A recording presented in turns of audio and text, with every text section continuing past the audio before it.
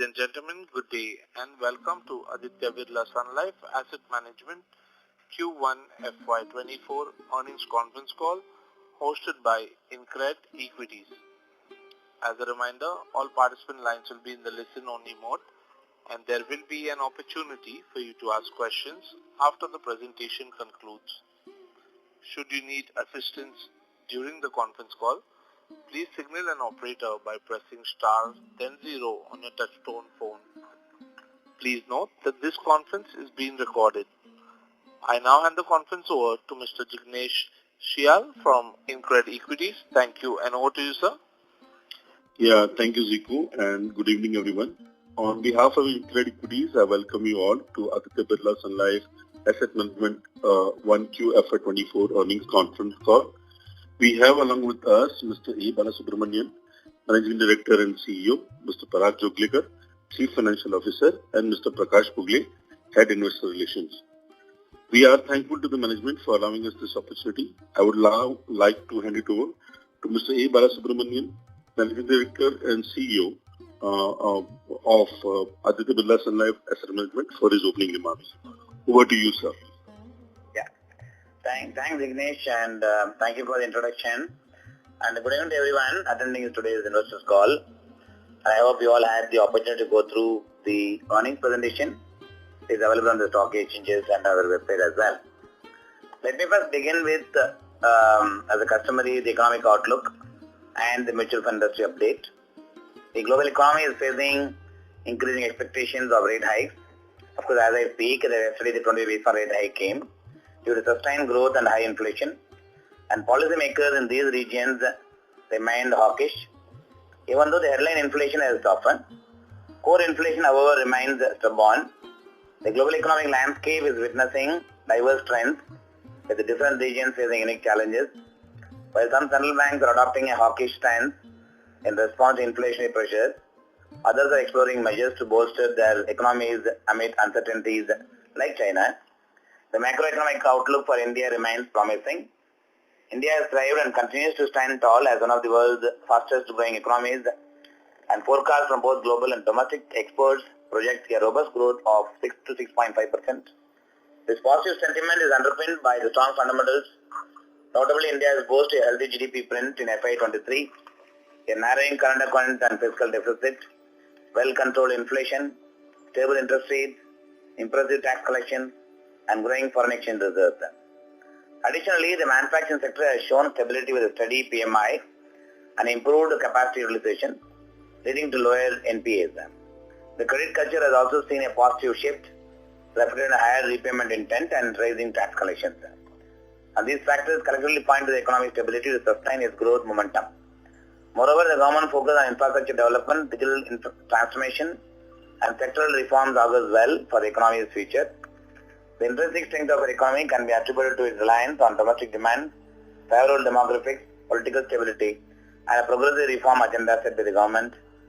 Additionally, the domestic manufacturing sector has received a boost through the China Plus One strategy. While the overall economic situation, as I just mentioned about, it stays, with respect to the mutual fund industry, the Indian mutual fund industry's quarter average assets under management grew by about 14% year on year to 43 lakh crore as of June 30, 2023. They represent an increase from the previous year of 37.72 lakh crore. In Q1 FY24, the mutual industry witnessed inflows across equity, liquid and ETF schemes. The industry SIP book grew by about 12,276 crores to June 2022 to about 14,734 crores in June 2023, indicating growth of about 20% year on year. During the quarter, the total NFO collection was about 5,500 crores, which includes the fixed income schemes. The total number of mutual fund investors stood at 13.1 crore as on June 30, 2023, an increase of 11% year on year compared to 13.64 crores on June 30, 2022. The industry witnessed net equity sales of around 30,900 crores in Q1 FY24 through new fund offerings and existing funds. Within the existing equity and hybrid categories, the most of the inflows have come in the arbitrage, small cap, mid cap, and large and mid cap, and the multi-asset allocation fund saw the highest inflows during the quarter. During also the quarter, the industry witnessed inflows. However, there was a decline in net inflows when compared to the previous quarters in equity. During the quarter, the individual average AUM grew by about 26% year-on-year, contributed to 57% total industry average AUM. The mutual fund average AUM for June 2023 from B30 cities accounted about 17%, where there was also marginal dip compared to the previous quarter. Coming to the ABSL AMC performance, as we commence the journey of FY24, we at Aditya Birla AMC are pleased to announce that promising start, which is of course represented in the form of average assets under management, which has grown compared to the previous quarter. In fact, in Q1 FY24, our total assets under management, including alternate assets, have surpassed 3 lakh crores to touch 3 lakh 8,000 crores. This noteworthy accomplishment signifies considerable progress, exhibiting meaningful increase from the previous quarter's figure of 2 lakh 86,000 crores and an impressive quarter-on-quarter growth about 8%. The mutual fund average assets under management has reached 2 lakh 97,000 crores and equity assets under management crossed 1 lakh 97,000 crores. During the quarter ending June 2023, we added about 1.2 lakh new folios as part of the broad strategy to continue to focus on customer acquisition. As a result of that, the overall folio count remained at 79 lakhs. SIP book size has increased by 10% year-on-year to about 987 crores. Our multi-channel market initiatives designed to deepen our presence have yielded positive results. We have strengthened our sales ecosystem and distribution network by bringing together the key levers like virtual relationship manager, Sampark, service to sales, direct HNI channels and digital distribution in order to provide greater support to the overall retail initiatives that as a fund house are driving it.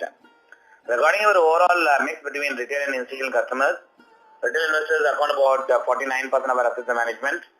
As part of our overall strategy, we are focusing on building the retail portion in both B30 and T30 cities, with our contribution B30 today stands about 16%. Over the past few months and quarters, our business has been actively pursuing strategic initiatives that have yielded positive outcomes. Let me just quickly elaborate on these significant measures that we have taken to improve the overall performance of organizations, which I am sure as we progress further will start reflecting. One, on the investment side, we continue to lead in fixed income funds with our robust performance and consistently strong market presence that we have created. On the equity side, our funds have witnessed a performance turnaround over the last few quarters and expect the same momentum to continue in the coming quarters. And most of our schemes, barring a few, have not only beaten the benchmark in the respective category on a one-year basis, also have beaten the peer group with a higher margin compared to the last few quarters, which I believe that would help in terms of building our equity as we move forward with the recent improvement that we are witnessing, which will start reflecting in the long-term performance as we move forward. We have further strengthened the investment team with the process enhancement and bolstered the team's capability. We also added sector specialists in real-time fund management responsibilities in order to give them higher responsibilities, playing to their strength while enabling the necessary resources. Also brought in sharper focus, and we have started to witness the green shoots of such change in the investment team, which is reflecting on the overall improvement of the performance. Our decision to implement a focus fund offer in order to drive our equity sales in retail as a targeted campaign has been the results garnering favorable outcomes and generating considerable traction within the market, which we measure in the form of gross sales volume improving in some of these fund offers that you have created, and hopefully should set the ball rolling for the subsequent period as well. We have developed specialized segment which caters the high net worth individual segment. Through this, we provide a comprehensive range of services and sales offerings tailored specifically to meet the needs of our valued HNI clients. Our dedicated care facility ensures that HNI investors receive specialized attention and personalized attention and exceptional service to optimize their investment experience. Furthermore, we have extended our range of valued products to include offerings such as Sampurna SIP and Turbo STP in order to build our retail as well as increase the overall customer base. Over the past financial year, we have been dedicated to expanding the size of the passive and alternate investment fund. In fact, our passive product offerings grew by about 2 times to around 28 to 700 crores. The expansion of our passive bouquet has been equally noteworthy, now encompassing about 40 products and attracting a growing customer base around 5 lakh folios in this. On the PMS and AA front, we have raised a commitment about 893 crores in the current quarter by launching a Category 3 India Equity Service-Oriented Fund by leveraging our multi-channel distribution footprint that we have established. During the quarter, we launched ABSL India Special Opportunities Fund and ABSL India Equity Service Portfolio under the AIF category. We also received SEBI clearance for launching an ABSL India Equity Series Funds Category 3 AIF as well. This, in fact, the renewed focus that we are giving on building our alternate business already started yielding results by way of collecting the first 893 crores. I'm sure the subsequent pipelines will also help in building the further augment of asset class in this space. After setting up a GIFT City, we are pleased to announce the launch of ABSL Global Emerging Equity Fund, an industry-first fund domiciled in GIFT City, which is in Gandhinagar, Gujarat. This fund will strategically feed into Arga Emerging Equity Fund, allowing our investors to access and benefit from emerging market opportunities. In fact, as we have taken this product to the market, we have seen reasonably good response in terms of the innovative product that we are offering to offer a solution to the investors in India under the LRS category, as well as the NRI investors who can potentially participate in the emerging market through our GIFT City product. This is the first product that we have launched in the mutual industry space, and I'm sure more such products will come in the pipeline the next few quarters. On the real estate front, we have successfully deployed to investment for the Aditya Real Estate Credit Opportunity Fund. We're also seeing the pipeline of course, proposals are many. At the same time, our effort to build our engagement with the BGO should start yielding results soon. In light of our performance, overall improvement that we are witnessing in the equity, we acknowledge the positive outcomes but also remain ever cognizant of the business dynamics, and one must steer through all the time. The markets we operate are ever changing and dynamic in nature, and the industry landscape is also bound to encounter fluctuations and transformations in the foreseeable future. With that in mind, the only thing that we can speak with a certainty is a steadfast commitment to our vision and long-term objectives, and we shall diligently adapt to this evolving circumstances and proactively navigate potential challenges. Our unwavering dedication to excellence and strategic foresight that will be instrumental in charting the course that aligns with our stakeholders' interests. I just want to mention that as a fund house, keep making the course correction whatever is needed to build our overall franchise to the next level. Moving on to the financials for the quarter, our revenue for Q1 FY24 was at 388 crores versus 273 crores in the Q1 FY23, which is up by about 42% year-on-year. Profit after tax for Q1 FY24 was about 184 crores in Q1 FY24 versus 102 crores last year in Q1 FY23, which again up by 79%. Of course, this number includes other income numbers. With this, I would like to conclude and open the floor for any questions that you may have. Thank you very much.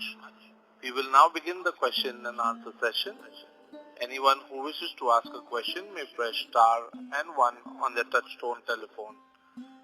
If you wish to remove yourself from the question queue, you may press star and 2. Participants are requested to use handsets while asking a question. Ladies and gentlemen, we will wait for a moment while the question queue assembles.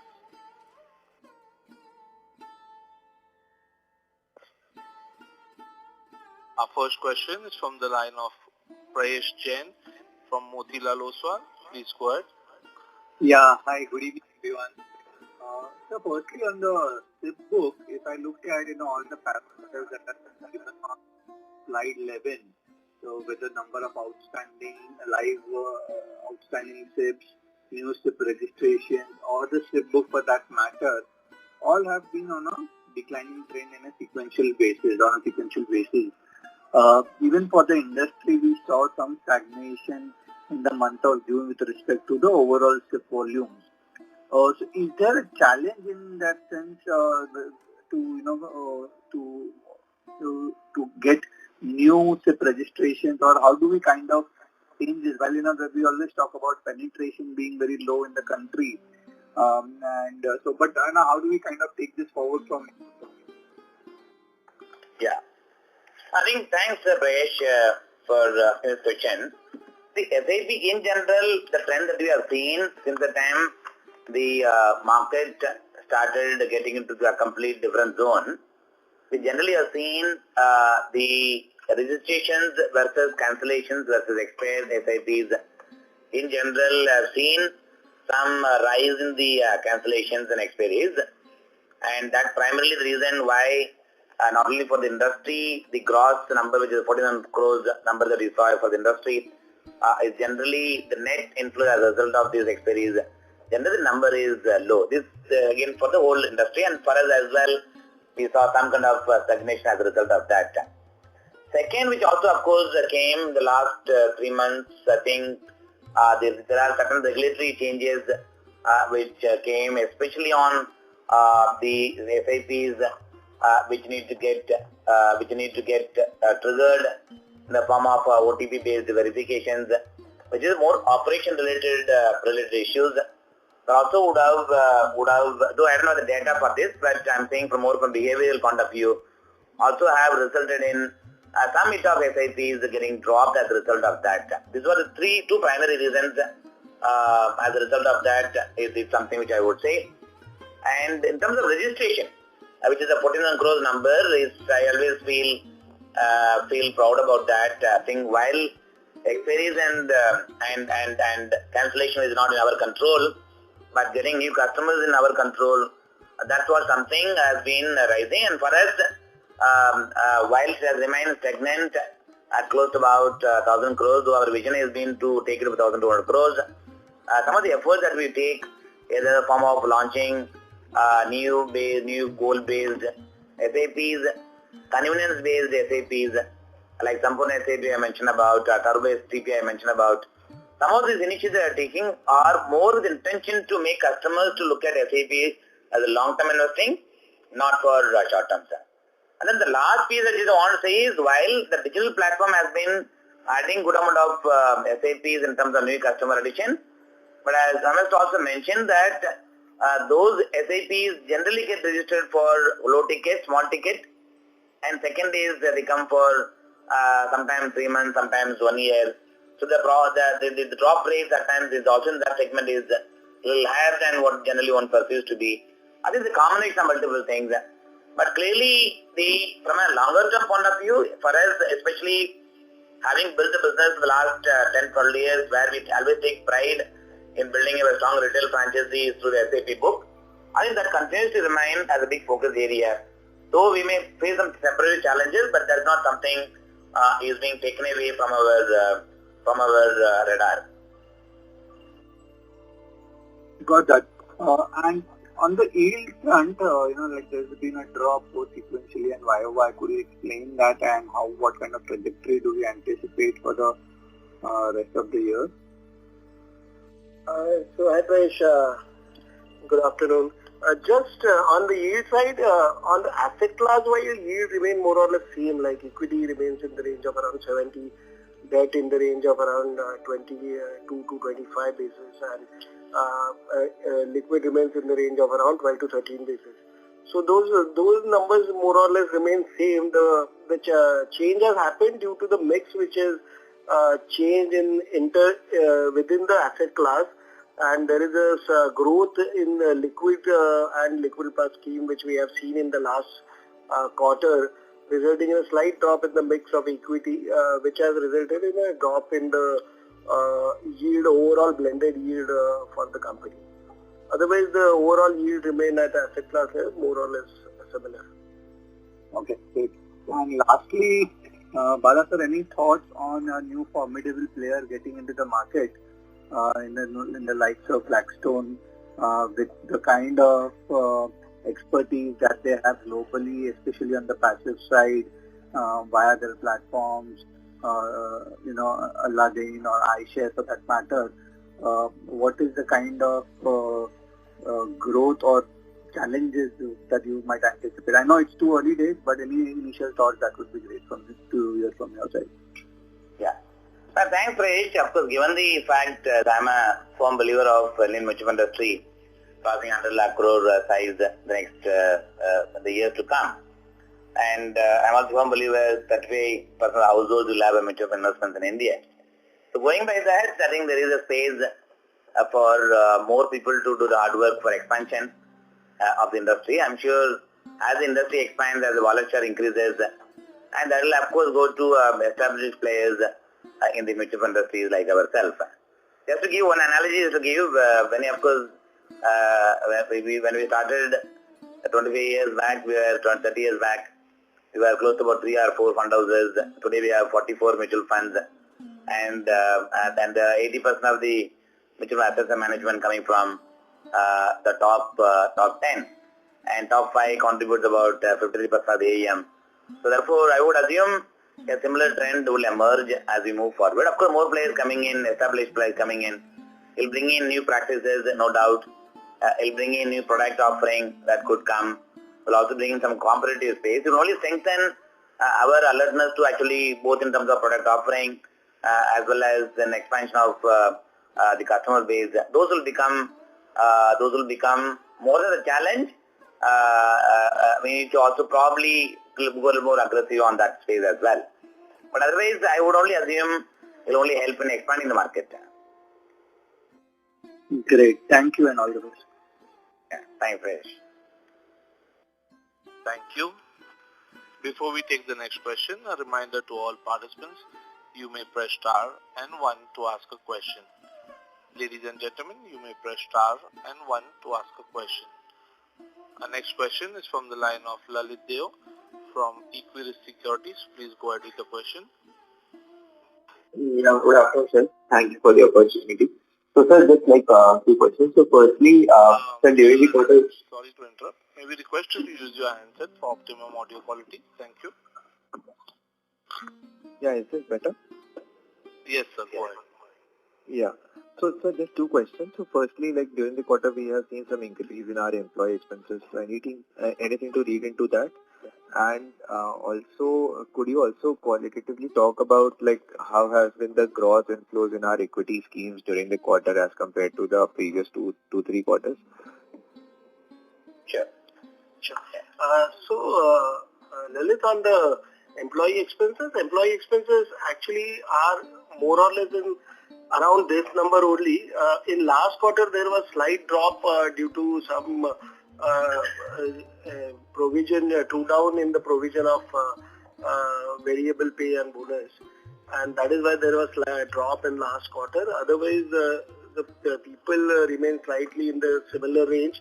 Obviously, there are some recruitments and backfills which we have done, which has slightly increased the number. Plus, we are strengthening our team on the alternate asset side, which is also increasing cost slightly. Yeah, with respect to your second question on gross sales, see, I think we divide it into 2 parts. Though we don't disclose the numbers broadly, but I think the way I see the trend, the focused fund which I just mentioned about, which are driving it more with intention to drive those schemes which are relevant from the ownership point of view. At the same time, the sales team point of view, they remain focused in building volumes. In those focused funds, we are seeing actually increase in gross volume going up as is about 7 to 7.5% kind of range from a normal range of about 4.5 to 5%, which we have dropped, and which I see as some sense of improvement in the overall productivity, which should gain momentum with the reasonably good backup of equity performance, which I just mentioned about the earlier comment. Also is now supporting, the feel is also being felt in the ground level. I think all combination put together, we should see that improvement now getting set.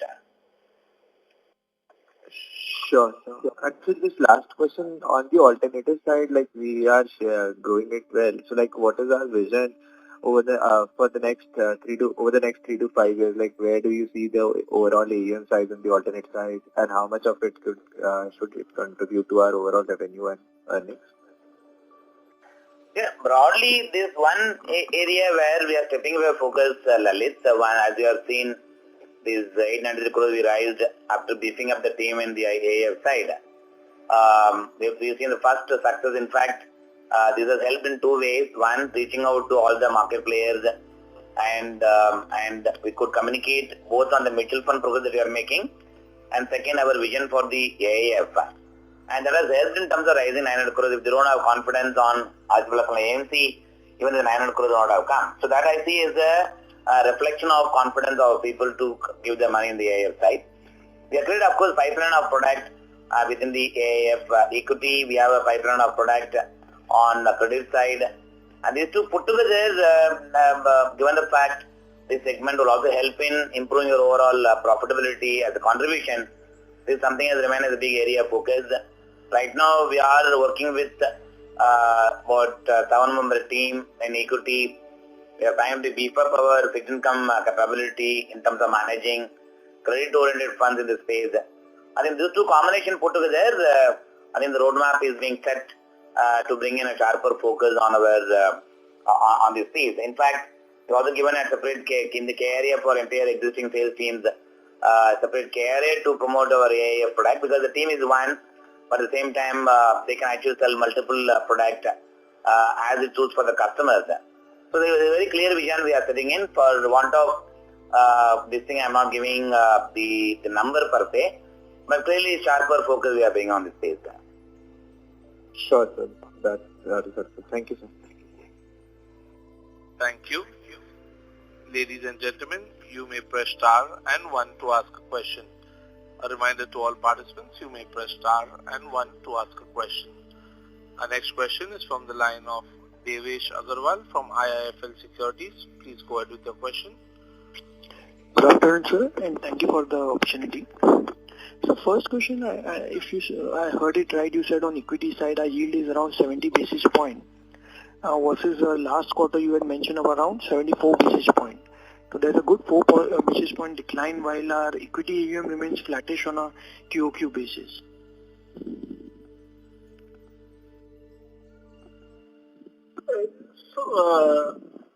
Devesh, the yield was in the range of around 72 to 72 basis.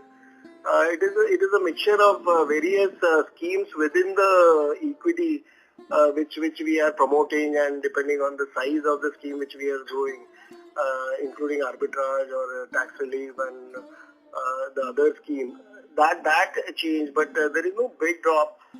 It was in the range of around 72 to 70 odd basis.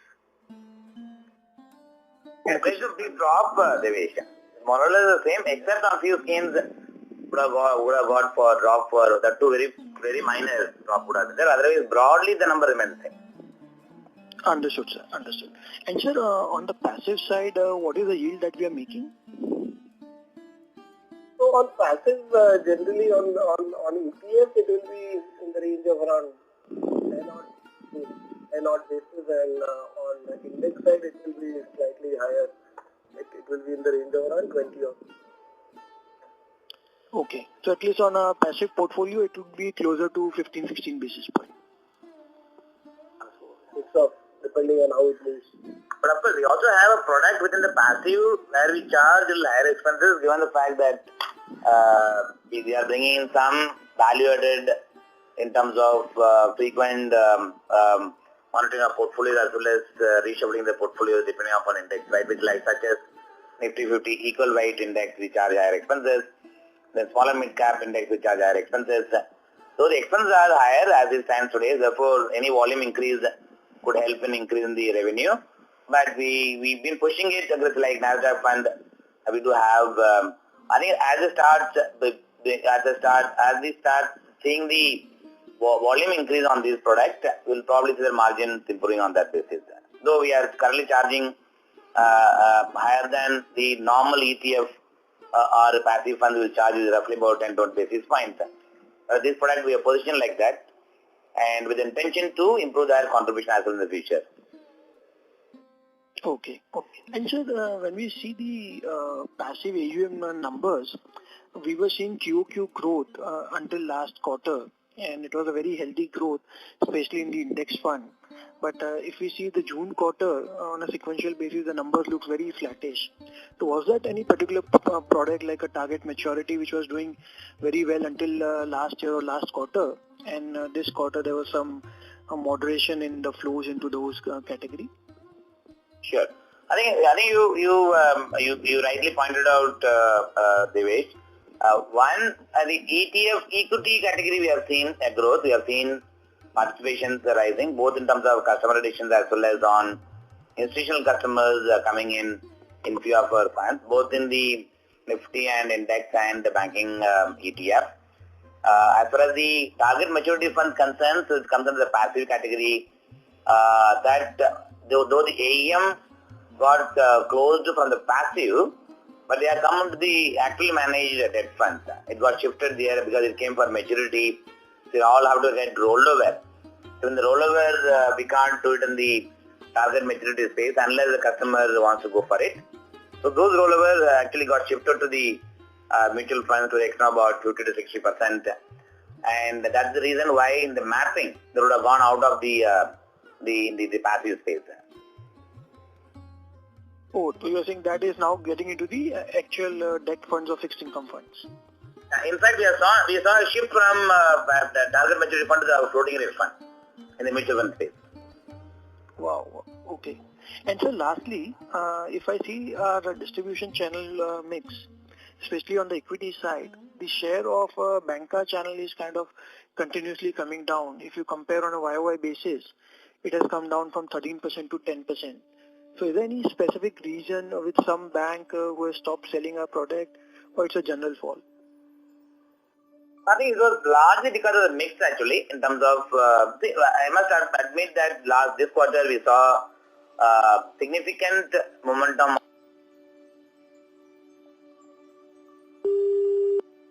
Please subscribe and press the bell icon to never miss another update. Please like, share and comment.